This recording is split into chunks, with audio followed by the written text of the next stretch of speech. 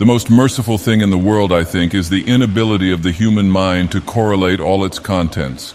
We live on a placid island of ignorance in the midst of black seas of infinity, and it was not meant that we should voyage far. The sciences, each straining in its own direction, have hitherto harmed us little.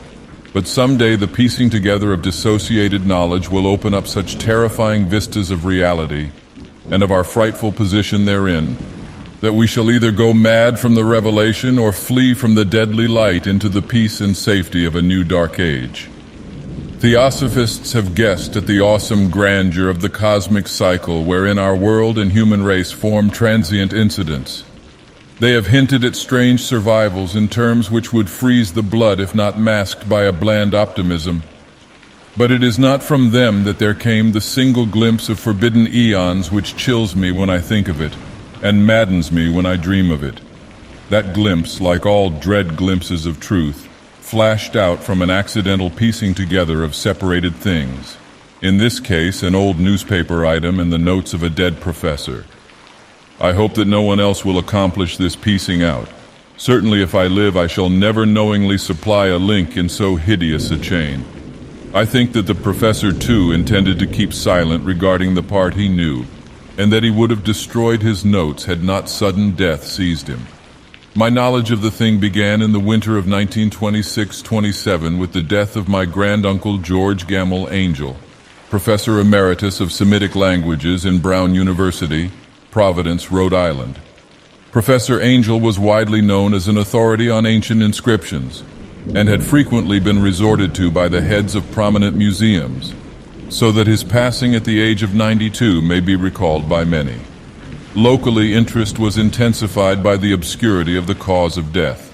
The professor had been stricken whilst returning from the Newport boat, falling suddenly, as witnesses said, after having been jostled by a nautical-looking Negro who had come from one of the queer, dark courts on the precipitous hillside which formed a shortcut from the waterfront to the deceased's home in William Street.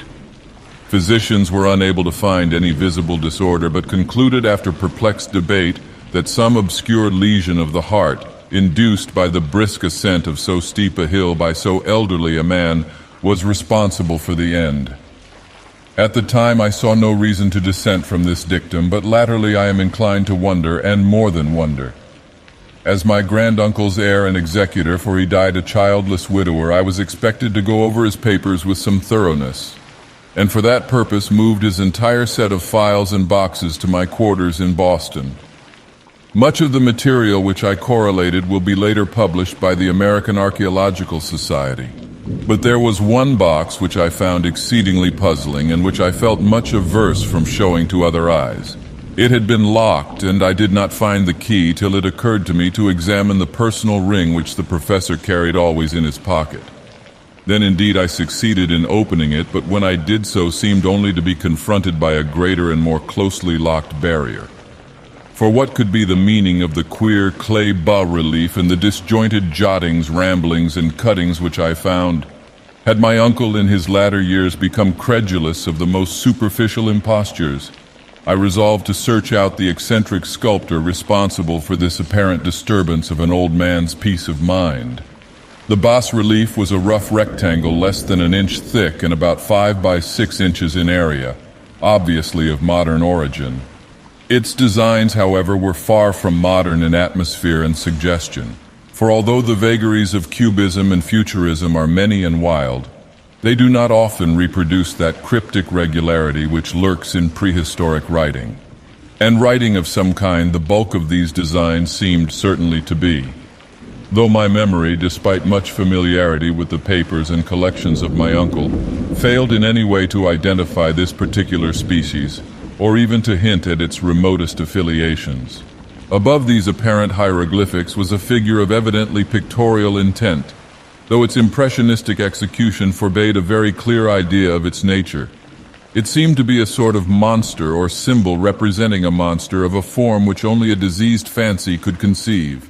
If I say that my somewhat extravagant imagination yielded simultaneous pictures of an octopus, a dragon, and a human caricature, I shall not be unfaithful to the spirit of the thing. A pulpy, tentacled head surmounted a grotesque and scaly body with rudimentary wings. but it was the general outline of the whole which made it most shockingly frightful. Behind the figure was a vague suggestion of a cyclopean architectural background. The writing accompanying this oddity was, aside from a stack of press cuttings, in Professor Angel's most recent hand, and made no pretense to literary style. What seemed to be the main document was headed Cthulhu Cult, in characters painstakingly printed to avoid the erroneous reading of a word so unheard of.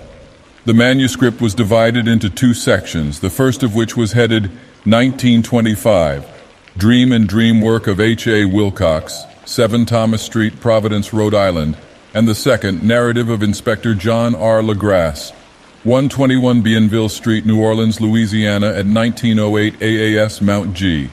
Notes on Same and Proffer Webb's Act.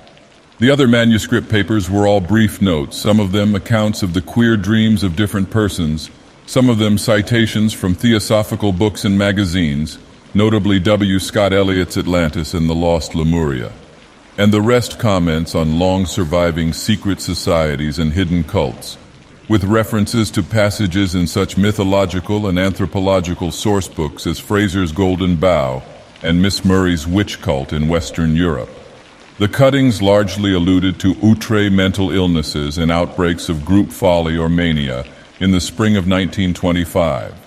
The first half of the principal manuscript told a very peculiar tale.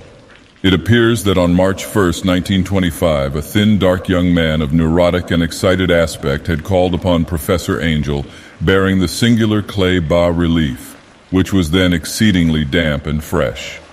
His card bore the name of Henry Anthony Wilcox, and my uncle had recognized him as the youngest son of an excellent family slightly known to him, who had latterly been studying sculpture at the Rhode Island School of Design and living alone at the Fleur-de-Lis building near that institution.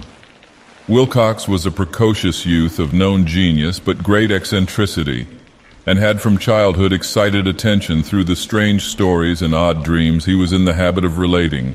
He called himself psychically hypersensitive, but the staid folk of the ancient commercial city dismissed him as merely queer. Never mingling much with his kind, he had dropped gradually from social visibility and was now known only to a small group of aesthetes from other towns. Even the Providence Art Club, anxious to preserve its conservatism, had found him quite hopeless. On the occasion of the visit ran the professor's manuscript. The sculptor abruptly asked for the benefit of his host's archaeological knowledge in identifying the hieroglyphics on the bas-relief. He spoke in a dreamy, stilted manner which suggested pose and alienated sympathy, and my uncle showed some sharpness in replying, for the conspicuous freshness of the tablet implied kinship with anything but archaeology.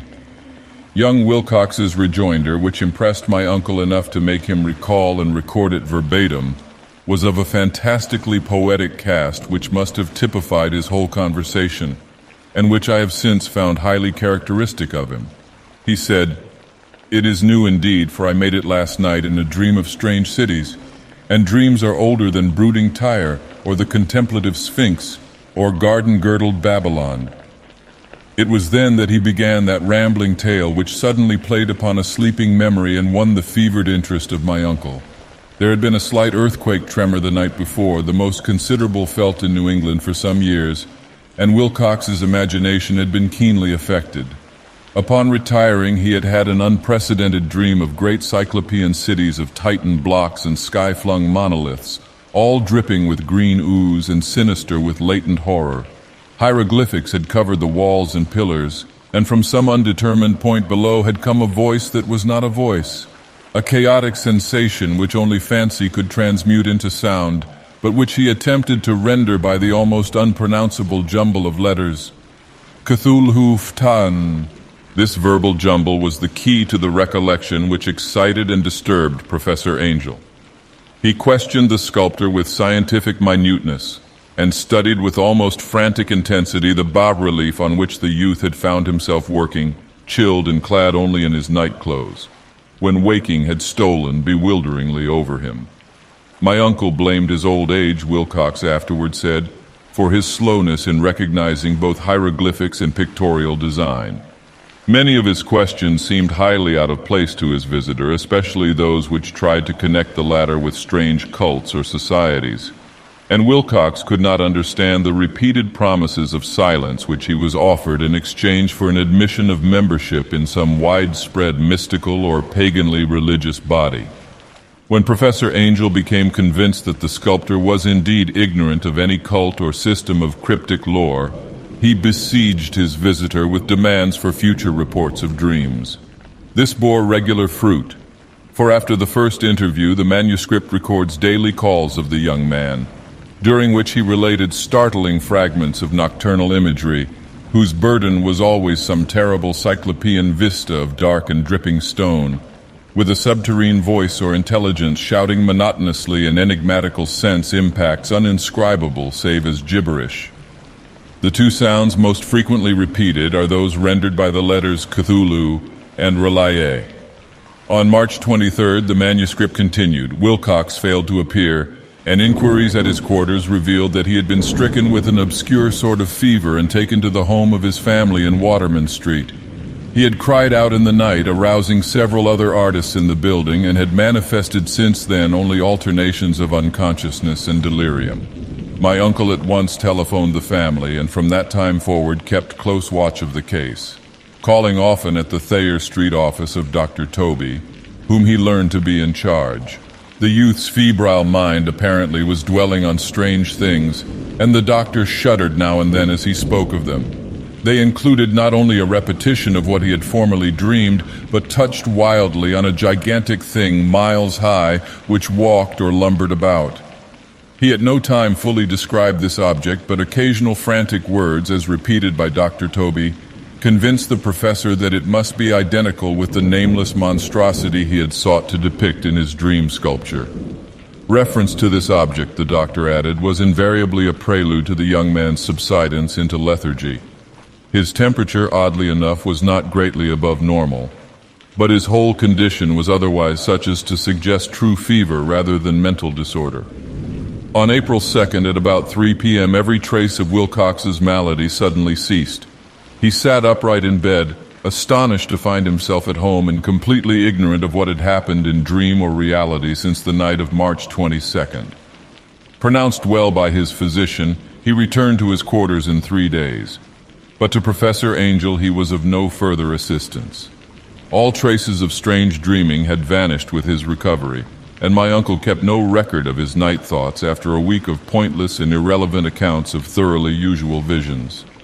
Here the first part of the manuscript ended, but references to certain of the scattered notes gave me much material for thought.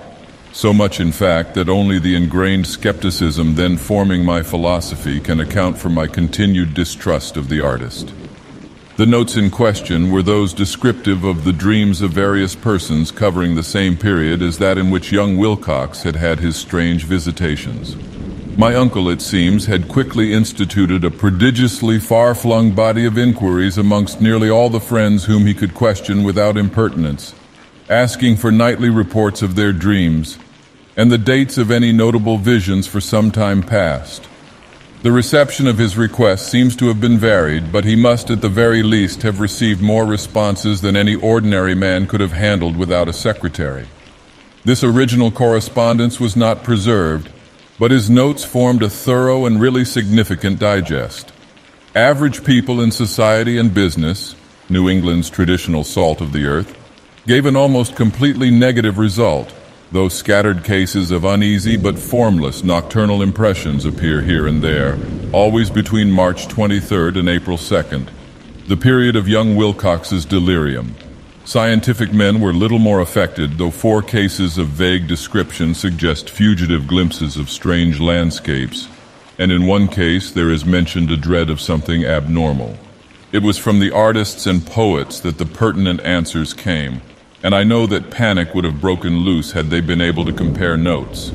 As it was, lacking their original letters, I half suspected the compiler of having asked leading questions or of having edited the correspondence in corroboration of what he had latently resolved to see.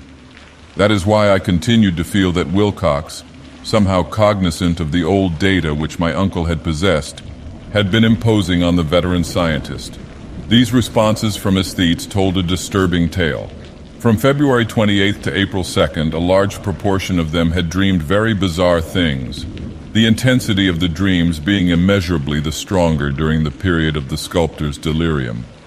Over a fourth of those who reported anything reported scenes and half-sounds not unlike those which Wilcox had described, and some of the dreamers confessed acute fear of the gigantic nameless thing visible toward the last. One case, which the note describes with emphasis, was very sad.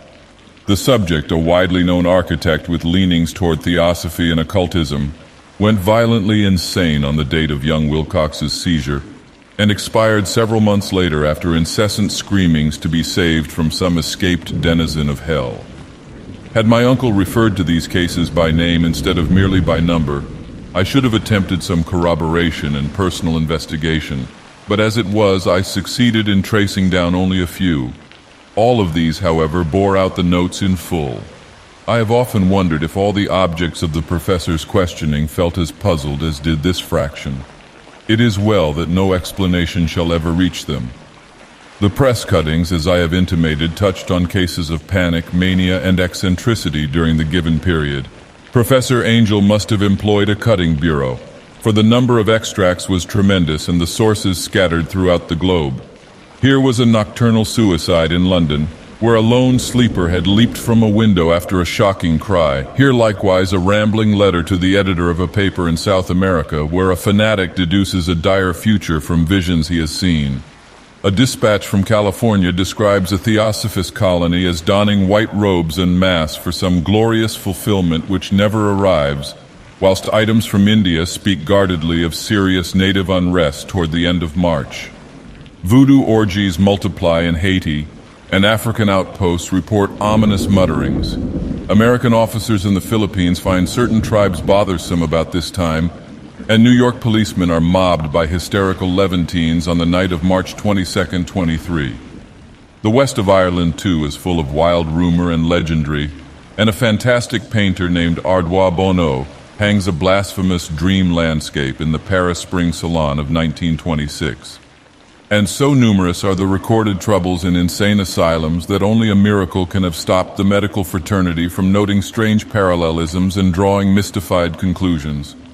A weird bunch of cuttings, all told, and I can at this date scarcely envisage the callous rationalism with which I set them aside.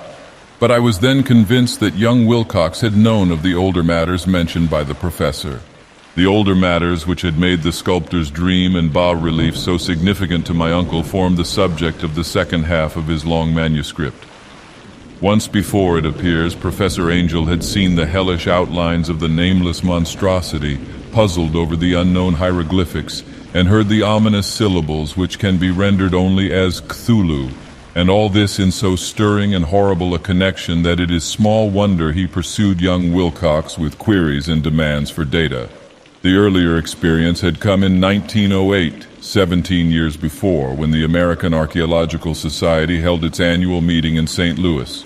Professor Angel, as befitted one of his authority and attainments, had had a prominent part in all the deliberations, and was one of the first to be approached by the several outsiders who took advantage of the convocation to offer questions for correct answering and problems for expert solution. The chief of these outsiders, and in a short time the focus of interest for the entire meeting, was a commonplace-looking middle-aged man who had traveled all the way from New Orleans for certain special information unobtainable from any local source.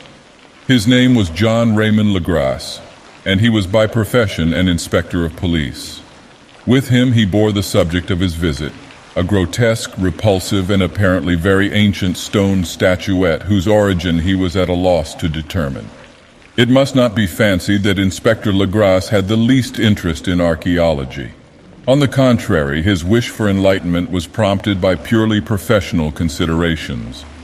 The statuette, idol, fetish, or whatever it was, had been captured some months before in the wooded swamps south of New Orleans during a raid on a supposed voodoo meeting, and so singular and hideous were the rites connected with it, that the police could not but realize that they had stumbled on a dark cult totally unknown to them and infinitely more diabolic than even the blackest of the African voodoo circles.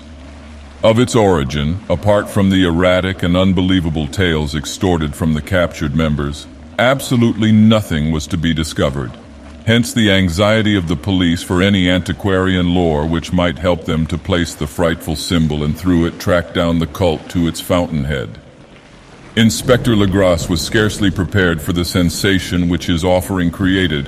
One sight of the thing had been enough to throw the assembled men of science into a state of tense excitement, and they lost no time in crowding around him to gaze at the diminutive figure whose utter strangeness and air of genuinely abysmal antiquity hinted so potently at unopened and archaic vistas.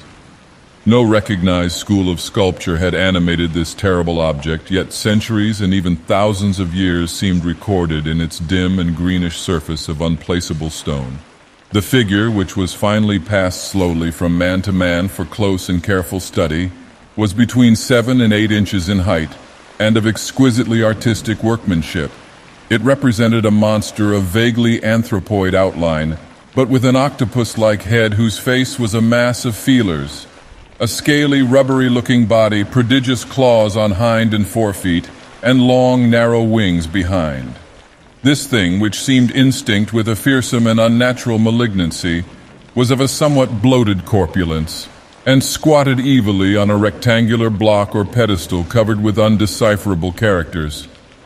The tips of the wings touched the back edge of the block, the seat occupied the center, whilst the long, curved claws of the doubled-up, crouching hind legs gripped the front edge and extended a quarter of the way down toward the bottom of the pedestal.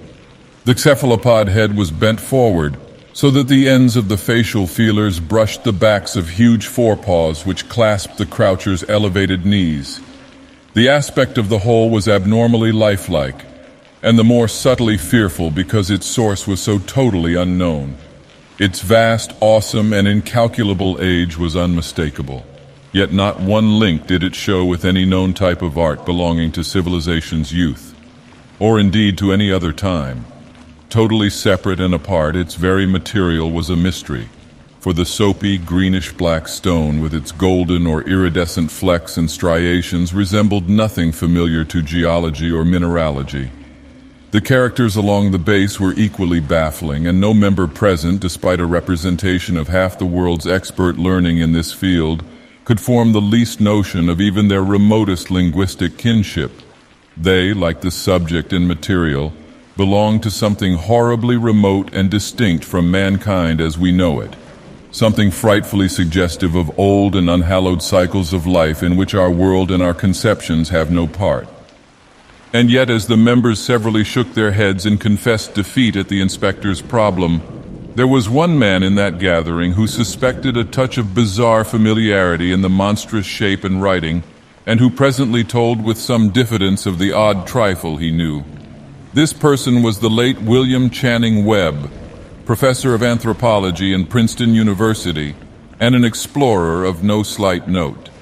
Professor Webb had been engaged 48 years before in a tour of Greenland and Iceland in search of some runic inscriptions which he failed to unearth, and whilst high up on the West Greenland coast had encountered a singular tribe or cult of degenerate Eskimo whose religion, a curious form of devil worship, chilled him with its deliberate bloodthirstiness and repulsiveness. It was a faith of which other Eskimo knew little, and which they mentioned only with shudders, saying that it had come down from horribly ancient eons before ever the world was made.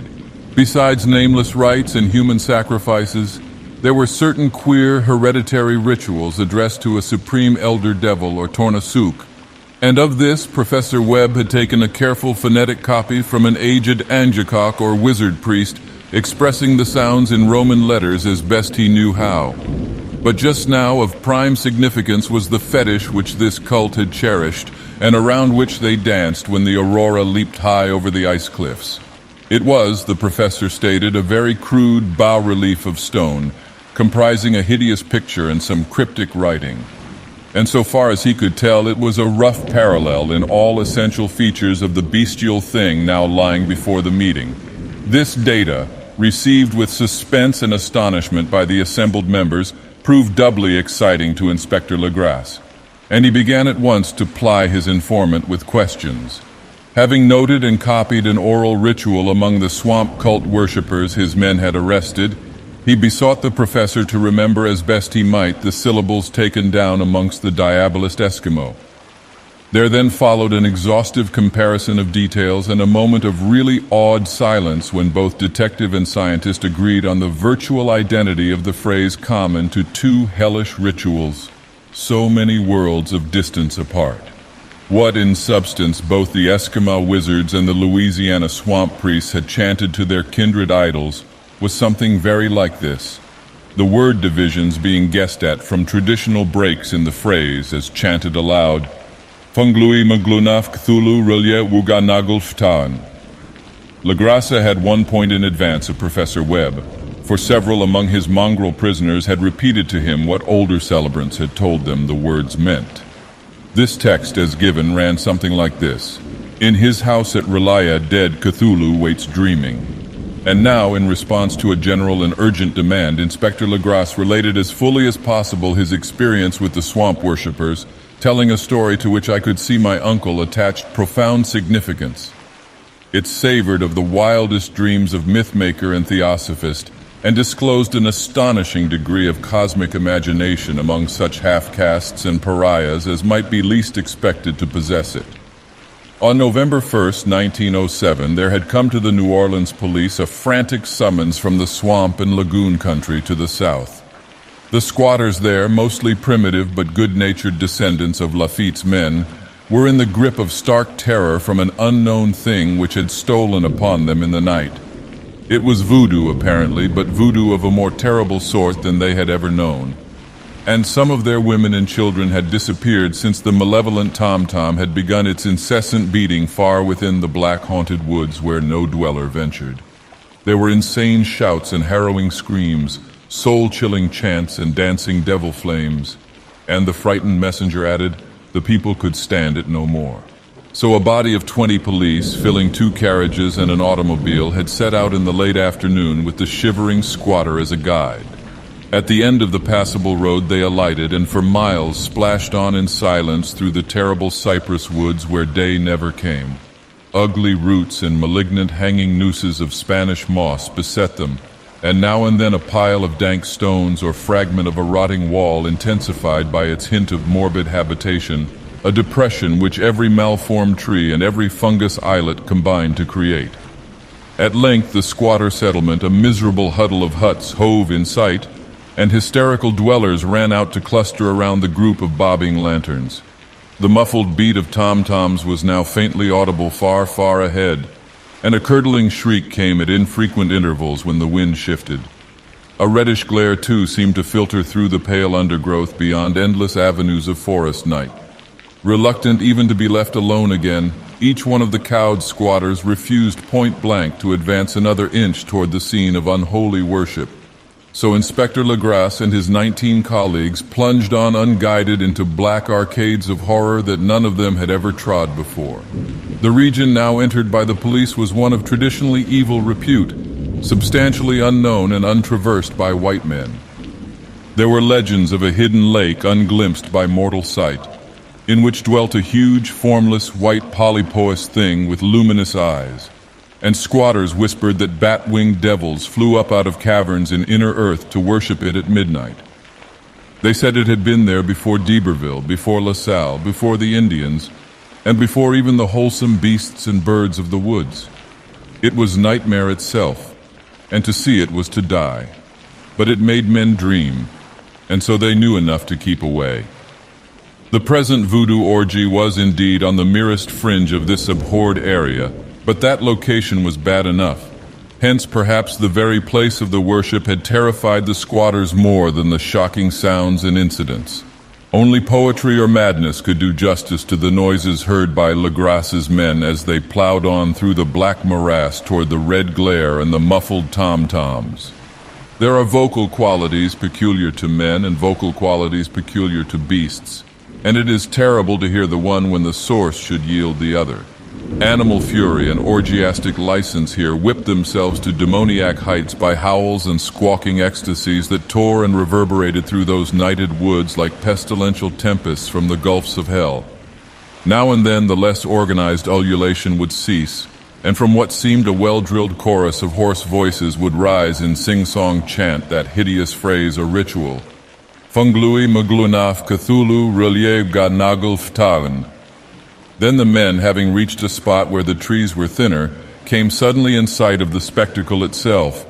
4 of them reeled, 1 fainted, and 2 were shaken into a frantic cry which the mad cacophony of the orgy fortunately deadened. Legrasse dashed swamp water on the face of the fainting man, and all stood trembling and nearly hypnotized with horror. In a natural glade of the swamp stood a grassy island of perhaps an acre's extent, clear of trees and tolerably dry. On this now leaped and twisted a more indescribable horde of human abnormality than any but a Sime or an Angarola could paint. Void of clothing, this hybrid spawn were braying, bellowing, and writhing about a monstrous ring-shaped bonfire, in the center of which, revealed by occasional rifts in the curtain of flame, stood a great granite monolith some 8 feet in height, on top of which, incongruous with its diminutiveness, rested the noxious carven statuette. From a wide circle of 10 scaffolds set up at regular intervals with the flame-girt monolith as a center hung, head downward, the oddly marred bodies of the helpless squatters who had disappeared. It was inside this circle that the ring of worshippers jumped and roared, the general direction of the mass motion being from left to right in endless bacchanal between the ring of bodies and the ring of fire. It may have been only imagination, and it may have been only echoes which induced one of the men, an excitable Spaniard, to fancy he heard antiphonal responses to the ritual from some far and unillumined spot deeper within the wood of ancient legendry and horror. This man, Joseph D. Galvez, I later met and questioned, and he proved distractingly imaginative. He indeed went so far as to hint of the faint beating of great wings, and of a glimpse of shining eyes and a mountainous white bulk beyond the remotest trees. But I suppose he had been hearing too much native superstition. Actually, the horrified pause of the men was of comparatively brief duration. Duty came first, and although there must have been nearly 100 mongrel celebrants in the throng, the police relied on their firearms and plunged determinedly into the nauseous rout. For 5 minutes, the resultant din and chaos were beyond description. Wild blows were struck, shots were fired, and escapes were made. But in the end, Legrasse was able to count some 47 sullen prisoners whom he forced to dress in haste and fall into line between 2 rows of policemen. 5 of the worshippers lay dead, and 2 severely wounded ones were carried away on improvised stretchers by their fellow prisoners. The image on the monolith, of course, was carefully removed and carried back by Legrasse. Examined at headquarters after a trip of intense strain and weariness, the prisoners all proved to be men of a very low, mixed-blooded, and mentally aberrant type. Most were seamen, and a sprinkling of Negroes and mulattoes, largely West Indians or Brava Portuguese from the Cape Verde Islands, gave a coloring of voodooism to the heterogeneous cult. But before many questions were asked, it became manifest that something far deeper and older than Negro fetichism was involved. Degraded and ignorant as they were, the creatures held with surprising consistency to the central idea of their loathsome faith. They worshipped, so they said, the great old ones who lived ages before there were any men and who came to the young world out of the sky. Those old ones were gone now, inside the earth and under the sea, but their dead bodies had told their secrets in dreams to the first men who formed a cult which had never died. This was that cult, and the prisoners said it had always existed and always would exist, hidden in distant wastes and dark places all over the world until the time when the great priest Cthulhu, from his dark house in the mighty city of R'lyeh under the waters, should rise and bring the earth again beneath his sway. Someday he would call when the stars were ready, and the secret cult would always be waiting to liberate him. Meanwhile, no more must be told.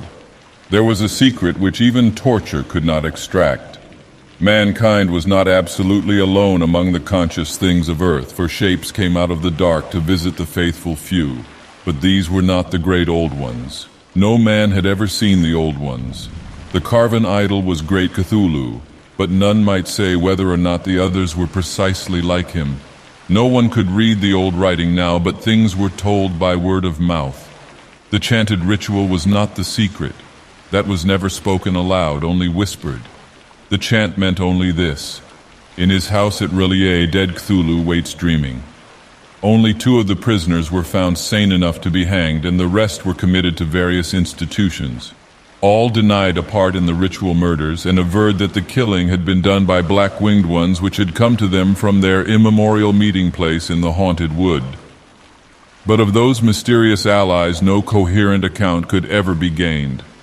What the police did extract came mainly from an immensely aged mestizo named Castro, who claimed to have sailed to strange ports and talked with undying leaders of the cult in the mountains of China. Old Castro remembered bits of hideous legend that paled the speculations of theosophists and made man and the world seem recent and transient indeed. There had been eons when other things ruled on the earth, and they had had great cities. Remains of them, he said the deathless Chinaman had told him, were still to be found as cyclopean stones on islands in the Pacific. They all died vast epochs of time before men came, but there were arts which could revive them when the stars had come round again to the right positions in the cycle of eternity. They had indeed come themselves from the stars and brought their images with them. These great old ones, Castro continued, were not composed altogether of flesh and blood. They had shape, for did not this star-fashioned image prove it? But that shape was not made of matter. When the stars were right, they could plunge from world to world through the sky. But when the stars were wrong, they could not live. But although they no longer lived, they would never really die. They all lay in stone houses in their great city of R'lyeh, preserved by the spells of mighty Cthulhu for a glorious resurrection when the stars and the earth might once more be ready for them. But at that time, some force from outside must serve to liberate their bodies. The spells that preserved them intact likewise prevented them from making an initial move, and they could only lie awake in the dark and think whilst uncounted millions of years rolled by. They knew all that was occurring in the universe, but their mode of speech was transmitted thought.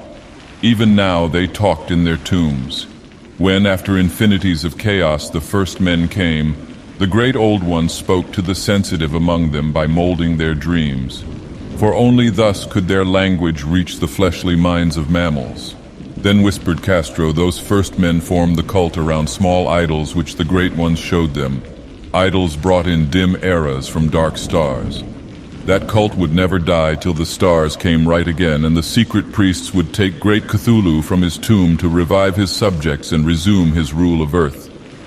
The time would be easy to know, for then mankind would have become as the great old ones, free and wild and beyond good and evil, with laws and morals thrown aside and all men shouting and killing and reveling in joy. Then the liberated old ones would teach them new ways to shout and kill and revel and enjoy themselves, and all the earth would flame with a holocaust of ecstasy and freedom. Meanwhile, the cult, by appropriate rites, must keep alive the memory of those ancient ways and shadow forth the prophecy of their return.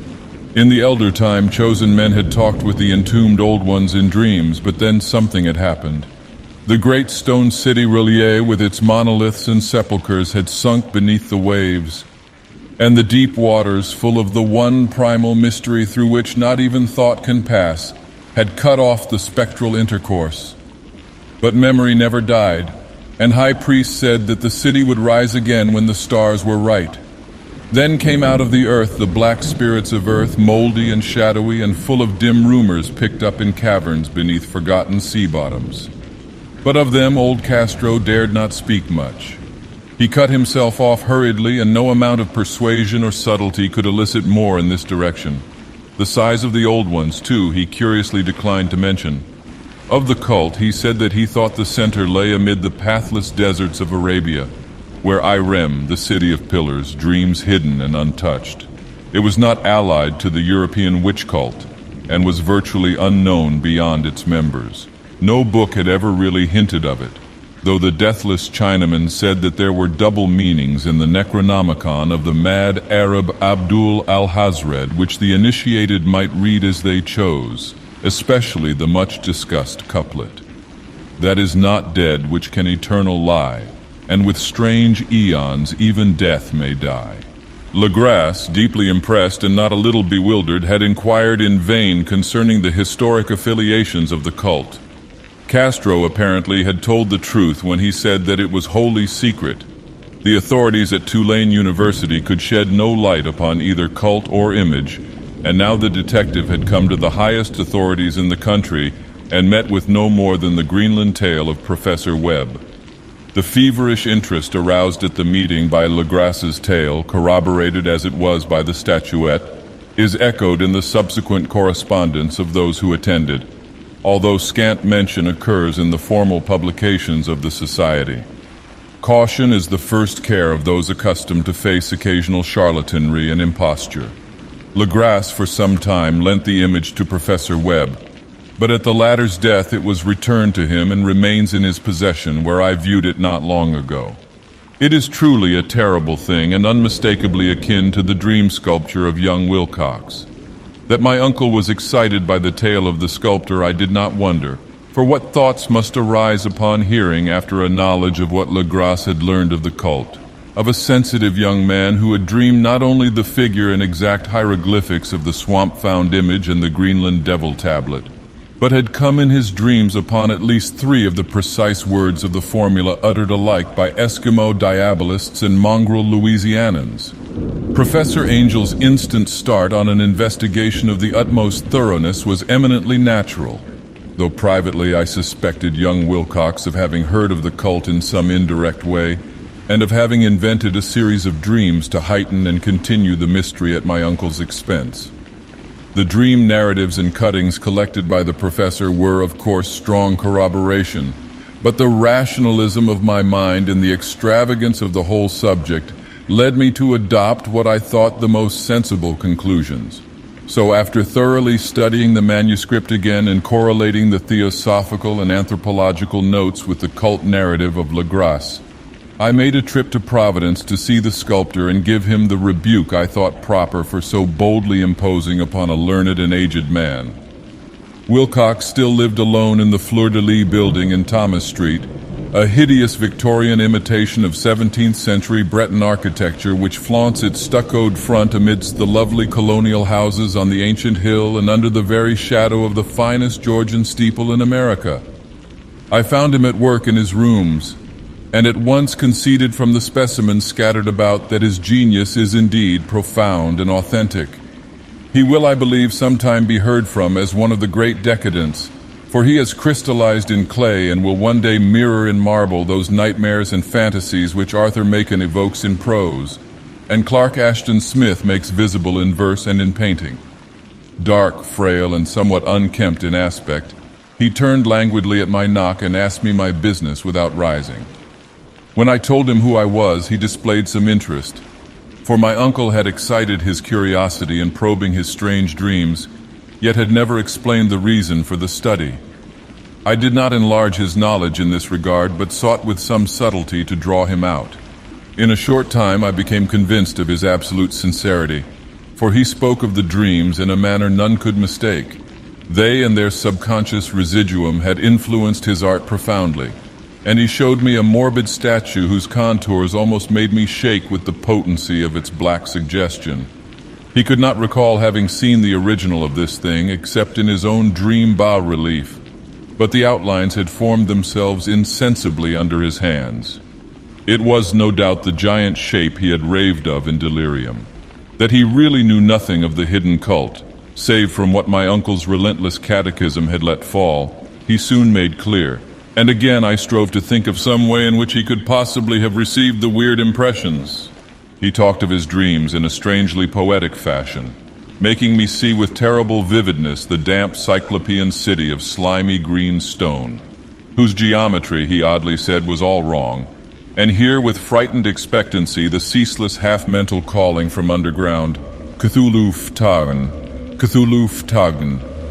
These words had formed part of that dread ritual which told of dead Cthulhu's dream vigil in his stone vault at Rillier, and I felt deeply moved despite my rational beliefs.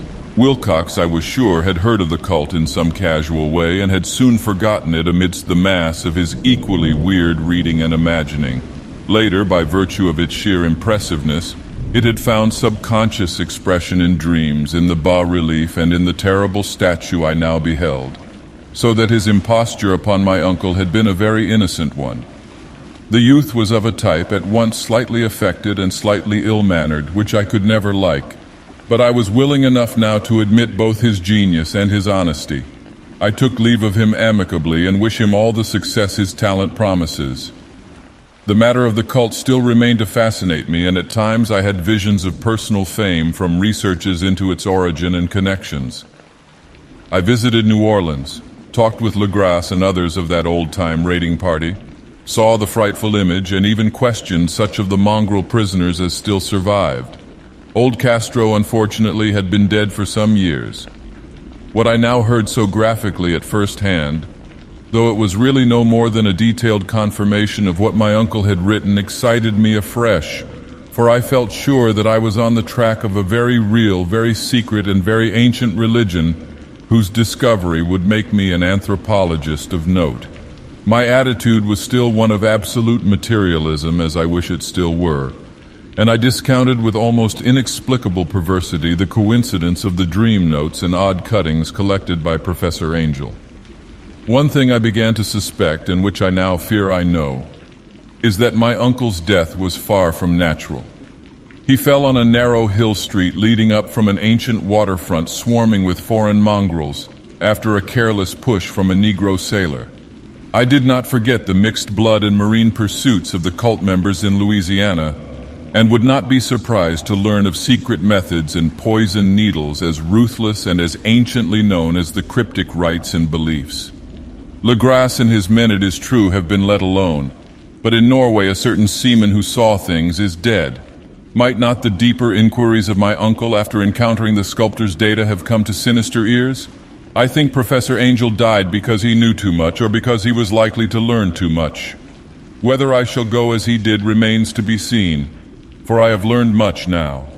If heaven ever wishes to grant me a boon, it will be a total effacing of the results of a mere chance which fixed my eye on a certain stray piece of shelf paper. It was nothing on which I would naturally have stumbled in the course of my daily round, for it was an old number of an Australian journal, the Sydney Bulletin for April 18, 1925. It had escaped even the Cutting Bureau, which had at the time of its issuance been avidly collecting material for my uncle's research. I had largely given over my inquiries into what Professor Angel called the Cthulhu cult, and was visiting a learned friend in Paterson, New Jersey, the curator of a local museum and a mineralogist of note. Examining one day the reserve specimens roughly set on the storage shelves in a rear room of the museum, my eye was caught by an odd picture in one of the old papers spread beneath the stones. It was the Sydney Bulletin I have mentioned, for my friend has wide affiliations in all conceivable foreign parts. And the picture was a half-tone cut of a hideous stone image almost identical with that which Legras had found in the swamp. Eagerly clearing the sheet of its precious contents, I scanned the item in detail, and was disappointed to find it of only moderate length. What it suggested, however, was of portentous significance to my flagging quest, and I carefully tore it out for immediate action. It read as follows: Mystery derelict found at sea. Vigilant arrives with helpless armed New Zealand yacht in tow. One survivor and dead man found aboard. Tale of desperate battle and deaths at sea. Rescued seaman refuses particulars of strange experience. Odd idol found in his possession. Inquiry to follow.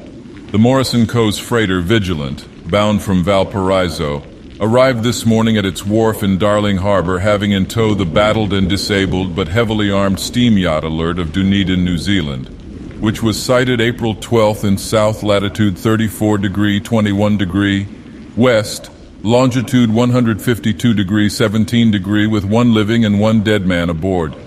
The Vigilant left Valparaiso March 25th, and on April 2nd was driven considerably south of her course by exceptionally heavy storms and monster waves. On April 12th, the derelict was sighted, and though apparently deserted, was found upon boarding to contain one survivor in a half-delirious condition and one man who had evidently been dead for more than a week. The living man was clutching a horrible stone idol of unknown origin, about a foot in height, regarding whose nature authorities at Sydney University, the Royal Society, and the museum in College Street all profess complete bafflement, and which the survivor says he found in the cabin of the yacht in a small carved shrine of common pattern. This man, after recovering his senses, told an exceedingly strange story of piracy and slaughter.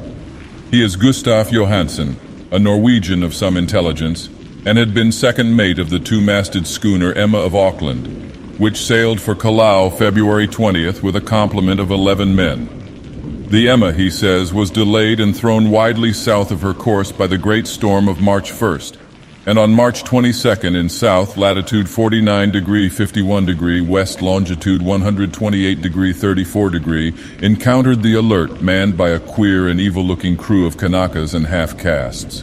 Being ordered peremptorily to turn back, Captain Collins refused, whereupon the strange crew began to fire savagely and without warning upon the schooner with a peculiarly heavy battery of brass cannon forming part of the yacht's equipment. The Emma's men showed fight, says the survivor, and though the schooner began to sink from shots beneath the waterline, they managed to heave alongside their enemy and board her, grappling with the savage crew on the yacht's deck, and being forced to kill them all, the number being slightly superior because of their particularly abhorrent and desperate though rather clumsy mode of fighting. 3 of the Emma's men, including Captain Collins and First Mate Green, were killed, and the remaining 8 under Second Mate Johansen proceeded to navigate the captured yacht, going ahead in their original direction to see if any reason for their ordering back had existed. The next day, it appears, they raised and landed on a small island, although none is known to exist in that part of the ocean, and 6 of the men somehow died ashore, though Johansen is queerly reticent about this part of his story, and speaks only of their falling into a rock chasm. Later, it seems, he and one companion boarded the yacht and tried to manage her, but were beaten about by the storm of April 2nd. From that time till his rescue on the 12th, the man remembers little, and he does not even recall when William Bryden, his companion, died. Bryden's death reveals no apparent cause and was probably due to excitement or exposure. Cable advices from Dunedin report that the Alert was well known there as an island trader, and bore an evil reputation along the waterfront. It was owned by a curious group of half-castes whose frequent meetings and night trips to the woods attracted no little curiosity, and it had set sail in great haste just after the storm and earth tremors of March 1st. Our Auckland correspondent gives the Emma and her crew an excellent reputation, and Johansen is described as a sober and worthy man. The Admiralty will institute an inquiry on the whole matter beginning tomorrow, at which every effort will be made to induce Johansen to speak more freely than he has done hitherto. This was all together with the picture of the hellish image, but what a train of ideas it started in my mind. Here were new treasuries of data on the Cthulhu cult, and evidence that it had strange interests at sea as well as on land. What motive prompted the hybrid crew to order back the Emma as they sailed about with their hideous idol? What was the unknown island on which 6 of the Emma's crew had died, and about which the mate Johansen was so secretive? What had the Vice Admiralty's investigation brought out? And what was known of the noxious cult in Dunedin? And most marvelous of all, what deep and more than natural linkage of dates was this which gave a malign and now undeniable significance to the various turns of events so carefully noted by my uncle? March 1st. Our February 28th, according to the international dateline, the earthquake and storm had come. From Dunedin, the Alert and her noisome crew had darted eagerly forth as if imperiously summoned, and on the other side of the earth, poets and artists had begun to dream of a strange, dank, cyclopean city, whilst a young sculptor had molded in his sleep the form of the dreaded Cthulhu. March 23d, the crew of the Emma landed on an unknown island and left 6 men dead. And on that date, the dreams of sensitive men assumed a heightened vividness and darkened with dread of a giant monster's malign pursuit, whilst an architect had gone mad and a sculptor had lapsed suddenly into delirium. And what of this storm of April 2nd, the date on which all dreams of the dank city ceased and Wilcox emerged unharmed from the bondage of strange fever? What of all this? And of those hints of old Castro about the sunken star-born old ones and their coming reign, their faithful cult and their mastery of dreams? Was I tottering on the brink of cosmic horrors beyond man's power to bear? If so, they must be horrors of the mind alone, for in some way the 2nd of April had put a stop to whatever monstrous menace had begun its siege of mankind's soul. That evening, after a day of hurried cabling and arranging, I bade my host adieu and took a train for San Francisco. In less than a month I was in Dunedin, where, however, I found that little was known of the strange cult members who had lingered in the old sea taverns. Waterfront scum was far too common for special mention, though there was vague talk about one inland trip these mongrels had made, during which faint drumming and red flame were noted on the distant hills. In Auckland, I learned that Johansson had returned with yellow hair turned white after a perfunctory and inconclusive questioning at Sydney, and had thereafter sold his cottage in West Street and sailed with his wife to his old home in Oslo. Of his stirring experience, he would tell his friends no more than he had told the Admiralty officials, and all they could do was to give me his Oslo address. After that, I went to Sydney and talked profitlessly with seamen and members of the Vice Admiralty Court. I saw the Alert now sold and in commercial use at Circular Quay in Sydney Cove, but gained nothing from its non-committal bulk. The crouching image with its cuttlefish head, dragon body, scaly wings, and hieroglyphed pedestal was preserved in the museum at Hyde Park, and I studied it long and well, finding it a thing of balefully exquisite workmanship, and with the same utter mystery, terrible antiquity, and unearthly strangeness of material which I had noted in Legras's smaller specimen. Geologists, the curator told me, had found it a monstrous puzzle, for they vowed that the world held no rock like it. Then I thought with a shudder of what old Castro had told Legras about the primal great ones. They had come from the stars and had brought their images with them. Shaken with such a mental revolution as I had never before known, I now resolved to visit mate Johansson in Oslo. Sailing for London, I re-embarked at once for the Norwegian capital, and one autumn day landed at the trim wharves in the shadow of the Egeberg. Johansson's address, I discovered, lay in the old town of King Harald Hardrada, which kept alive the name of Oslo during all the centuries that the greater city masqueraded as Christiana. I made the brief trip by taxicab and knocked with palpitant heart at the door of a neat and ancient building with plastered front. A sad-faced woman in black answered my summons, and I was stung with disappointment when she told me in halting English that Gustaf Johansson was no more. He had not survived his return, said his wife, for the doings at sea in 1925 had broken him. He had told her no more than he had told the public, but had left a long manuscript of technical matters, as he said, written in English, evidently in order to safeguard her from the peril of casual perusal. During a walk through a narrow lane near the Gothenburg dock, a bundle of papers falling from an attic window had knocked him down. Two Lascar sailors at once helped him to his feet, but before the ambulance could reach him, he was dead. Physicians found no adequate cause for the end and laid it to heart trouble and a weakened constitution.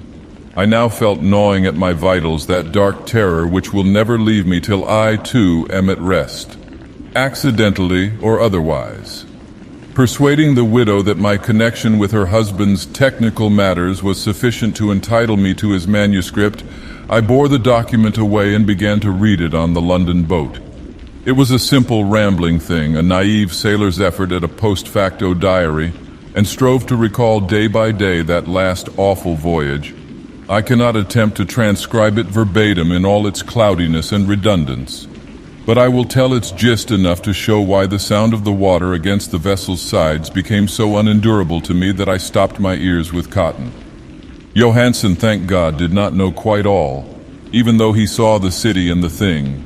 But I shall never sleep calmly again when I think of the horrors that lurk ceaselessly behind life in time and in space, and of those unhallowed blasphemies from elder stars which dream beneath the sea, known and favored by a nightmare cult ready and eager to loose them on the world whenever another earthquake shall heave their monstrous stone city again to the sun and air.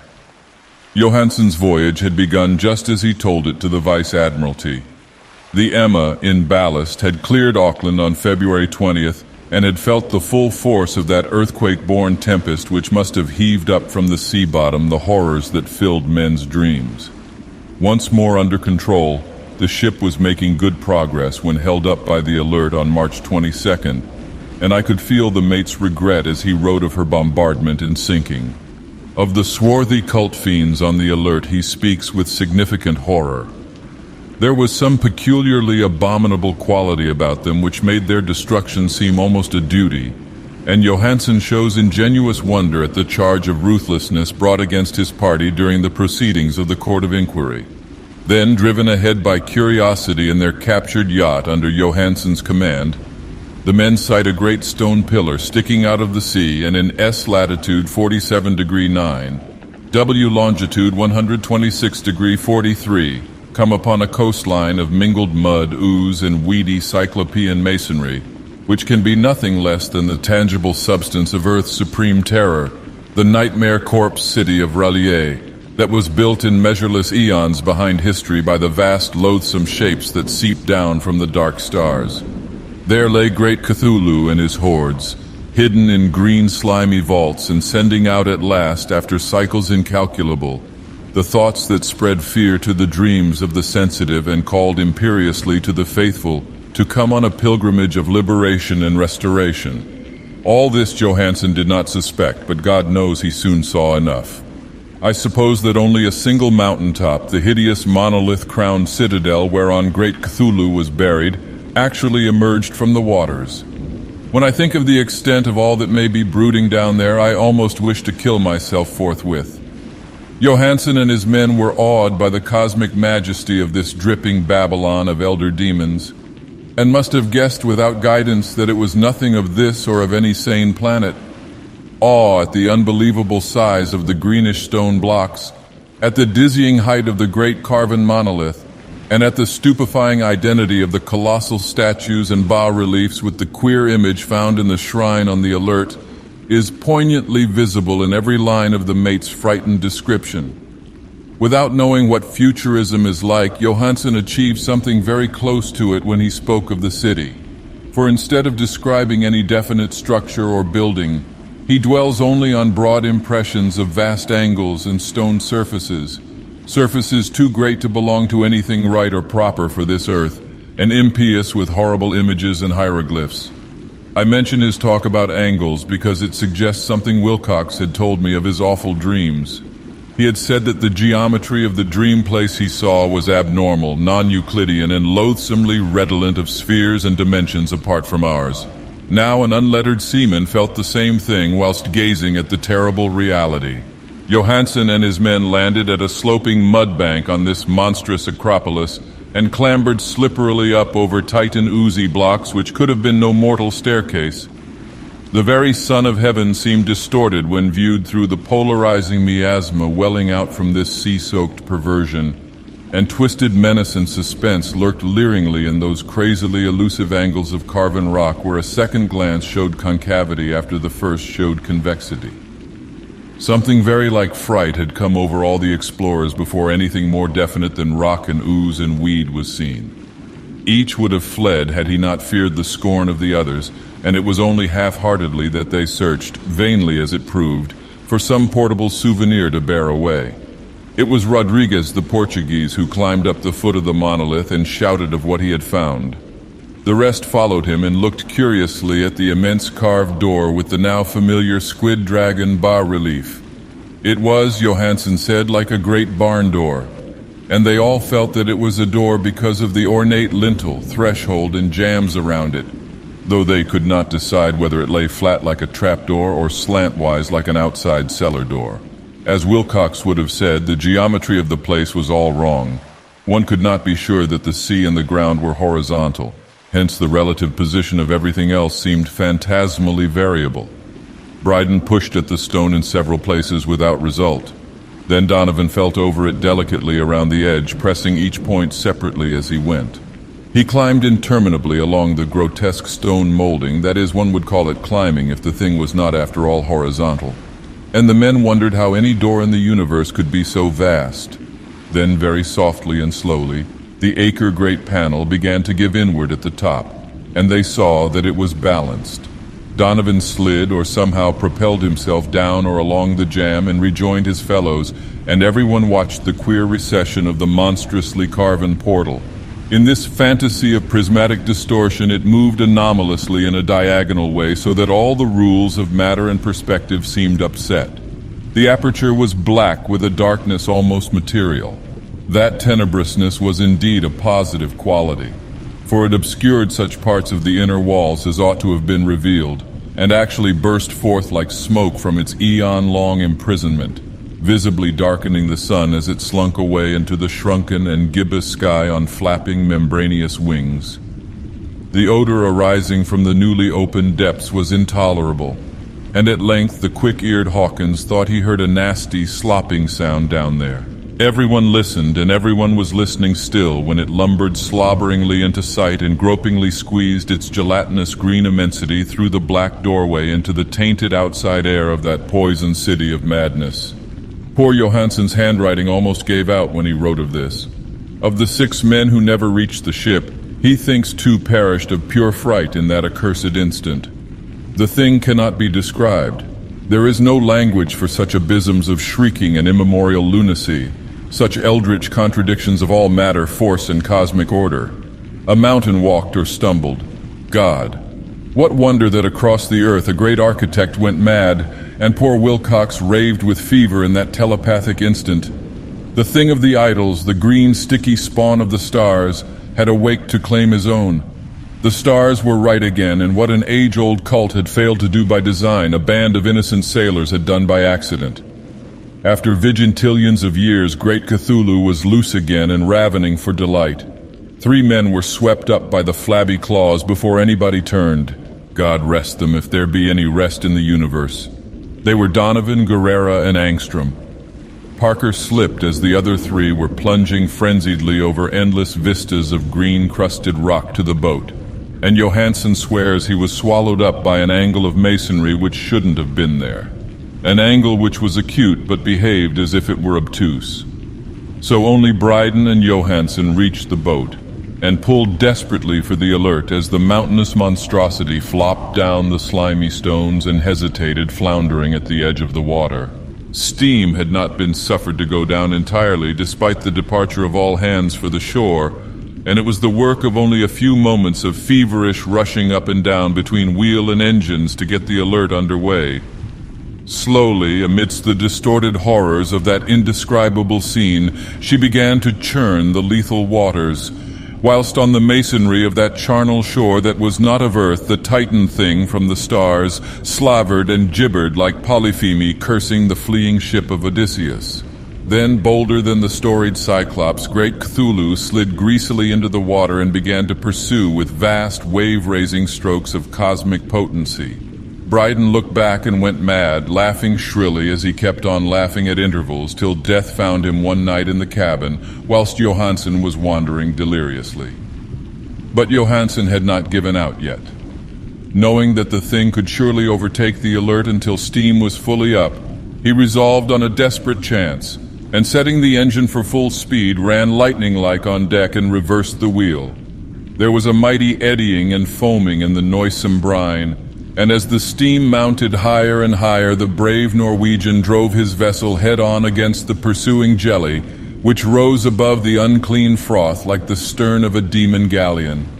The awful squid head with writhing feelers came nearly up to the bowsprit of the sturdy yacht, but Johansson drove on relentlessly. There was a bursting as of an exploding bladder, a slushy nastiness as of a cloven sunfish, a stench as of 1,000 opened graves, and a sound that the chronicler would not put on paper.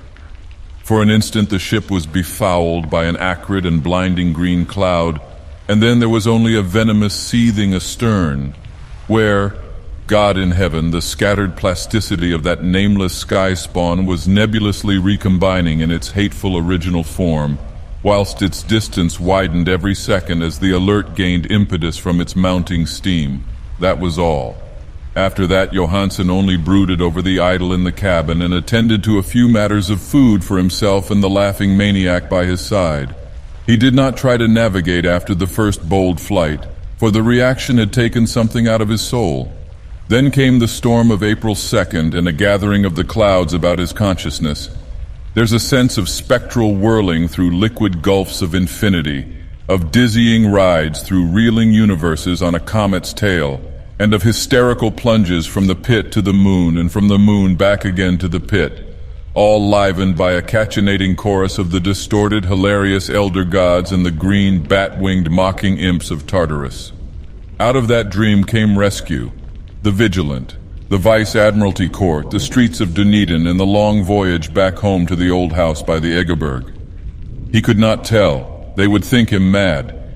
He would write of what he knew before death came, but his wife must not guess. Death would be a boon if only it could blot out the memories. That was the document I read, and now I have placed it in the tin box beside the bas-relief and the papers of Professor Angel. With it shall go this record of mine, this test of my own sanity, wherein is pieced together that which I hope may never be pieced together again. I have looked upon all that the universe has to hold of horror, and even the skies of spring and the flowers of summer must ever afterward be poison to me. But I do not think my life will be long. As my uncle went, as poor Johansen went, so I shall go. I know too much, and the cult still lives. Cthulhu still lives too, I suppose, again in that chasm of stone which has shielded him since the sun was young. His accursed city is sunken once more, for the Vigilant sailed over the spot after the April storm, but his ministers on earth still bellow and prance and slay around idol-capped monoliths in lonely places. He must have been trapped by the sinking whilst within his black abyss, or else the world would by now be screaming with fright and frenzy. Who knows the end? What has risen may sink, and what has sunk may rise. Loathsomeness waits and dreams in the deep, and decay spreads over the tottering cities of men. A time will come, but I must not and cannot think. Let me pray that if I do not survive this manuscript, my executors may put caution before audacity and see that it meets no other eye.